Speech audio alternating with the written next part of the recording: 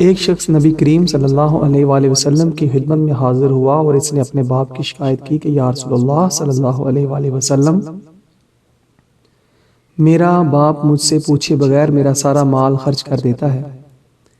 آپ صلی اللہ علیہ وآلہ وسلم نے ان کے والد محترم کو بلوایا۔ جب ان کے والد کو پتہ چلا کہ میرے بیٹے نے رسول خدا صلی اللہ علیہ وآلہ وسلم سے میری شکایت کی ہے تو وہ دل میں بہت رنجیدہ ہوا اور رسول اللہ صلی اللہ علیہ وآلہ وسلم کی خدمت میں حاضری کے لیے چل پڑا۔ چونکہ عرب کی گٹی میں شاعری تھی تو راستے میں وہ اپنے ذہن میں یعنی اپنے دل میں کچھ شعر پڑھتا ہوا چلتا جا رہا تھا، اور دوسری طرف بارگاہ رسالت میں صلی اللہ علیہ وآلہ وسلم جبرائیل تشریف لائے اور فرمانے لگے، یا رسول اللہ صلی اللہ علیہ وآلہ وسلم،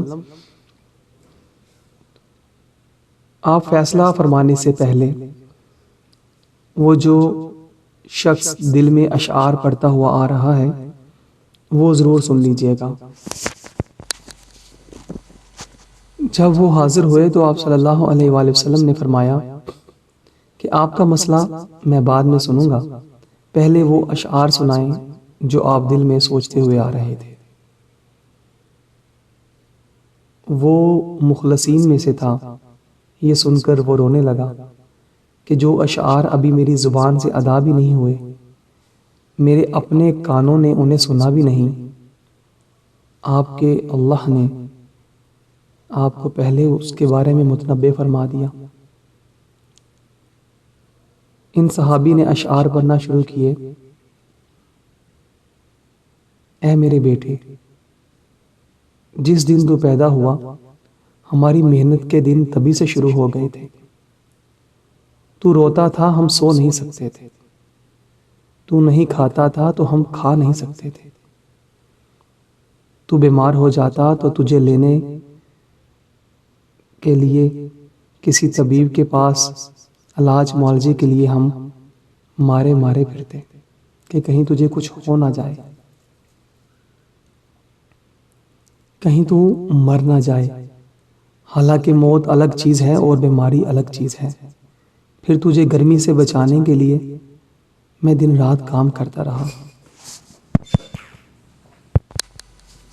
کہ میرے بیٹے کو ٹھنڈی چھاؤں مل جائے۔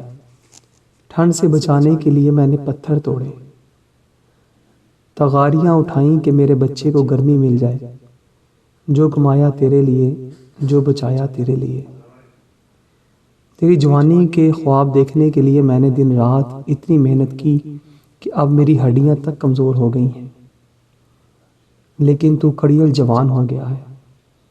پھر مجھ پر خزاں نے ڈیرے ڈال لیے، لیکن تجھ پر بہار آ گئی۔ میں جھک گیا، تو سیدھا ہو گیا۔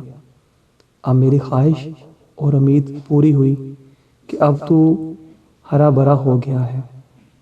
چل اب زندگی کی آخری سانسیں تیری چھاؤں میں بیٹھ کر گزاروں گا۔ مگر یہ کیا کہ جوانی آتے ہی تیرے تیول بدل گئے، تیری آنکھوں سے ماتھے پہ چڑھ گئیں۔ تو ایسے بات کرتا ہے جیسے میرا سینہ پھاڑ کر رکھ دیتا ہے۔ تو ایسے بات کرتا ہے کہ کوئی غلام سے بھی ایسے نہیں کرتا۔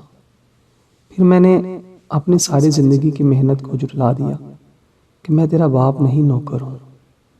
نوکر کو بھی ایک وقت کی روٹی دے ہی دیتا ہے، نوکر کو بھی کوئی ایک وقت کی روٹی دے ہی دیتا ہے، تو نوکر سمجھ کر ہی مجھے روٹی دے دیا کر۔ یہ اشعار سناتے سناتے ان کی نظر نبی کریم صلی اللہ علیہ وآلہ وسلم کے رخ انور پر جب پڑی تو دیکھا کہ آپ صلی اللہ علیہ وآلہ وسلم اتنا روئے کہ آپ صلی اللہ علیہ وآلہ وسلم کی داڑھی مبارک تر ہو گئی۔